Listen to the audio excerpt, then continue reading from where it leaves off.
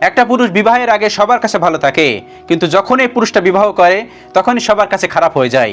এমনকি মা বাবা, ভাই বোন, প্রতিবেশী সবাই তাকে কুনজরে দেখতে থাকে এবং তার প্রতি সবাই খুব খারাপ ধারণা করতে থাকে। এমনকি নিজের মা বাবাও তার প্রতি খুব খারাপ ধারণা করতে থাকে এবং সবার কাছে যার কারণে খারাপ হয়ে গেছে, সেই নিজের স্ত্রীর কাছেও একটা সময় পর সেই লোকটা অনেক বেশি খারাপ হয়ে যায় বা দোষী হয়ে যায়। তখন ওই পুরুষটার মতো দুঃখী পুরুষ এই পৃথিবীতে আর দ্বিতীয়টি হতে পারে না। সত্যি, পুরুষ কিন্তু খুব অসহায়, পুরুষকে কেউ বোঝে না। একটা সময় মা বাবা বলে তুমি বেশি কথা বলো না, পরে বলো যখন বড় হবে।